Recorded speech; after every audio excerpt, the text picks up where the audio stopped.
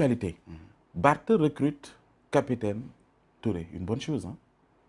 Bon, peut-être à son niveau, mais en tout cas, je pense que jusqu'à ma connaissance, ci li ma ci xam capitaine Touré dafa interjeté woon appel. Oui. Et que à ce titre-là, je pense que day am mesure conservatoire. Donc day dellu si à un certain point. Maintenant comme moom dañ ko fal pour mu def ay résultats. Et que ci lim ci xalaat soxla na saytu l'œil d'un intellectuel ou de quelqu'un qui a agi dans des domaines pareils. Si la loi le lui permet, je ne vois pas d'inconvénient. Si la loi le lui permet. boo waxee si la loi lui permet. Oui. Faites allusion à quoi. Non, li mu interjeté. non xam nga comme on est dans une république. Oui. bu fekkente ne moom c'est-à-dire kooku pare na procédure am yëpp. Et que mu war ko jël. Mais il va pas manger des merles. fi ñu ci toll nii lan nga jàpp fi ñu ci toll nii. non waaw man kay awma ci sax lu may commentaire xanaa di leen seetaan rek di xaar ba xam fii nga xamante ne foofu la ñu jëm en tout cas lu ñu leen mën a ñaanal rek mooy ñu am jàmm. lan la da nga njort provocation ci Barth jëm ci. recrutement bi non fooguma ko sax wax dëgg fa yàlla.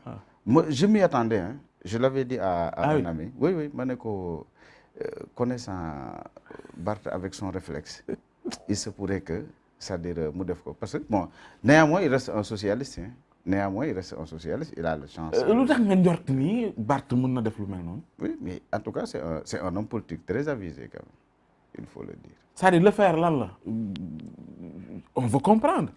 Politiquement dafa am gain bu mu ci am wala lan la. non fooguma ko peut-être il vient au chevet d'un jeune qui peut-être a maille avec son corps et que mu xalaat ne aussi war na ko mun servir xam nga nit moom bu demee ba nekk maire de Dakar sax dootoo ko xalaat des réflexes politiciens. yaa ngi xalaat ne lépp lu muy jëf rek ci intérêt askan. mais malgré tout ça da nga am xalaat boobu.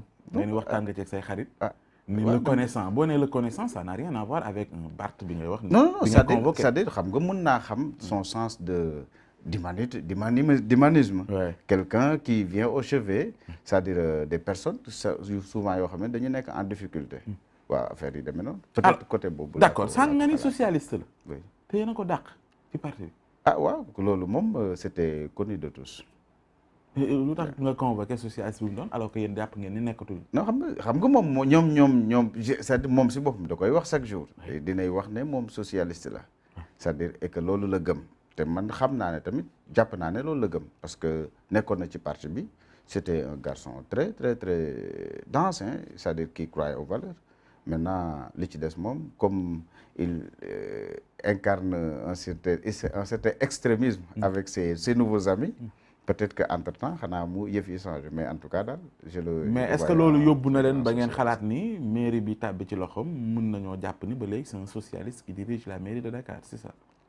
oui waaw moom kay kenn mënul dindi ne moom socialiste la. maanaam tey parti socialiste day compter mairie de Dakar. comme non pas du tout déedéet loolu kay moom Yewwi Askan Wi la. Yewwi Askan Wi la taxawu la. waaw loolu moom mairie ñun mairie yi fi am c'est Jean-Baptiste Diouf c'est Aline Ndoye.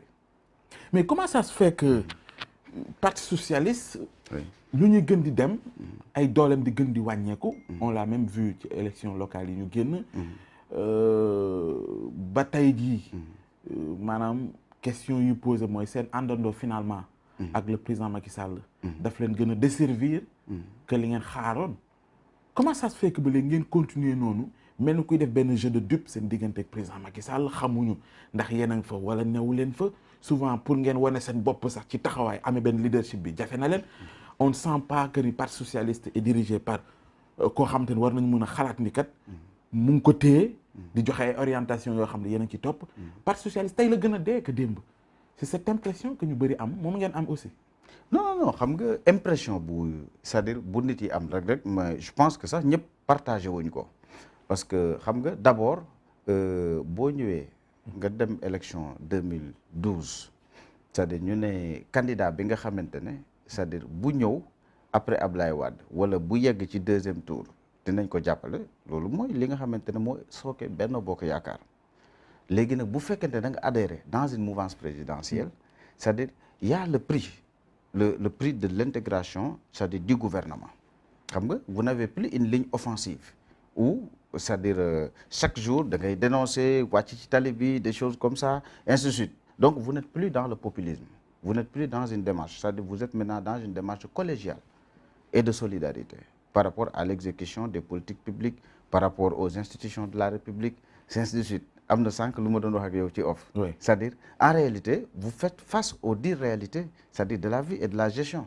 C'est-à-dire vous vous occupez du Sénégalais, vous vous occupez du Sénégalais, c'est-à-dire de l'école, de la santé, c'est-à-dire de l'économie, ajuster les prix, ainsi de suite. Et aujourd'hui, c'est-à-dire bu ñu xëyee rakkin cak ñi ngi xool, c'est-à-dire naka la ñuy def ba nga xamante ne c'est-à-dire essence bi du manqué, gasoil bi du manqué, kérosène bi du manqué, des choses comme ça. C'est-à-dire loolu mënoo ko boole ak dénonciation parce que tu cherches des solutions.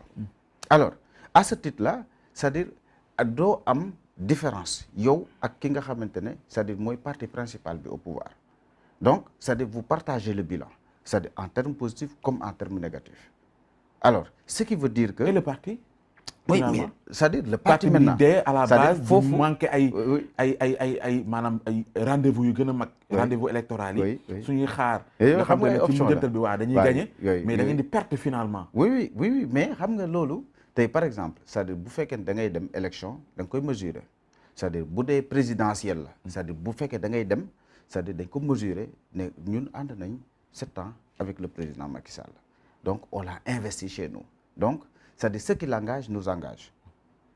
Et il y a un prix encore à payer par rapport à ça. Et le prix c'est quoi yéen bu ngeen koy mesurer depuis boobu ak léegi. Le prix c'est ce que nous sommes en train de faire. mooy parti bi di wàññeeku. Non c'est-à-dire d'abord. xëy na benn bokk yaakaar di renforcer il y a la réponse c'est-à-dire aux préoccupations des Sénégalais.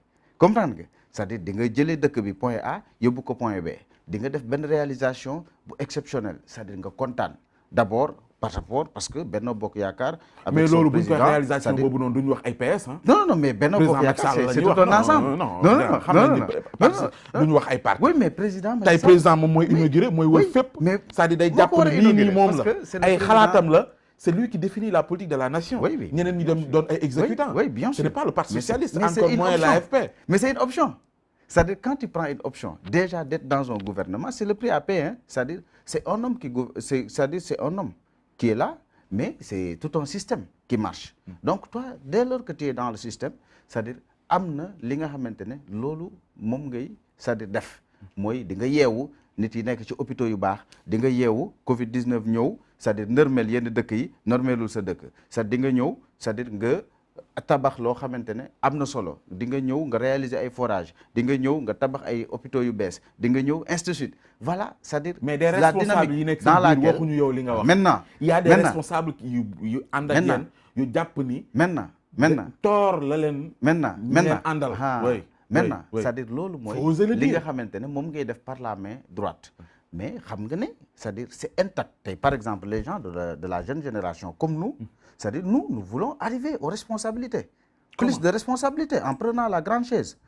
Ah oui. Oui. Mooy lan ci 2024. Oui. Vous allez vous présenter. 2024 ou 2019 ou quelque chose comme ça. Non romb na 2019 c'est-à-dire non dama ko waxee noonu. c'est-à-dire ku nekk bu xam boo nekkee ci benn parti c'est am na li nga xamante ne moom ngay bëgg mais bu saa yu parti bi amee option stratégique ñëpp dañuy ànd muñ c'est-à-dire liggéey loolu ngir intérêt dëkk bi parce que biñ koy def dañu ne ngir intérêt Sénégal. comprendre nga nekkatul parti nekkatul leneen on y va ensemble maintenant. mais ak yéen parti socialiste amatul. c'est-à-dire ak yéen bi ngeen ko yoree ba léegi. parti socialiste amatul. maanaam bu ñuy wax. présidentiable. waaw ku nekk di fësal say leader. ñii jàpp ni ñii la ñu naan ñii parti socialiste amul loolu. yéen amatu leen. ku ngeen jàpp ni kii kat. war na mën a bokk ci jongante 2024 yi. c'est-à-dire loolu ngeen rey seen compagnonnage ak le président Macky Sall pour ne pas dire Benno Bokk Yaakaar. non vous avez accepté. parti boo xamante ne dafa jóge ci structuration boo xamante ne da ngeen koy bàkkoo chaque jour. parti bi gën a mag. parti bi gën a nàngam. ngeen mujj doon ñoo xamante ne daal ay faiseurs de roi. vous êtes derrière le président Macky Sall lu mu wax ngeen ne gongo. lu mu waxu leen ko. c'est-à-dire foofu ngeen yóbbu parti socialiste. finalement mënu leen ñoo wax naka ngeen di bokkee ci yeneen jongante. vous partagez son bilan mais en 2024 vous allez dire oui on était là ñun ñoo exécuté ñoo nangam amu leen kenn tey ngeen di teg ci kanam. gisoo ci élection locale yi ñu jógee mais parti socialiste dafa présenter ay liste. non mais vous me parlez d'élection locale alors que man par exemple non non jiite yeneen wax siège nga ma wax sànq. pardon occuper siège nga ma wax sànq. oui mais bi ci gën a mag lan la. oui mais c'est la grande chaise. attention mais xam nga c'est-à-dire tey bu fekkee ne da ngay jël dëkk c'est-à-dire di nga am foo njëkkee di nga am ay parlementaires yu taxaw di nga am ay maires yu taxaw c'est des répondants di nga am sax à la limite quand tu n'as pas de maire il faut nga am ay conseillers municipaux di nga am ay conseillers départementaux ainsi de suite maintenant c'est-à-dire ndax parti bi dox na wala doxul wala est-ce que c'est en santé c'est-à-dire de sorte que c'est-à-dire qu'on puisse aller c'est-à-dire vainqueur en 2024 ou en 2029 c'est-à-dire cela maintenant va de soi c'est-à-dire loolu moom suñu liggéey la permanemment dañ ci war a nekk parce que quelle que soit la situation c'est-à-dire ce qu'on perd c'est simple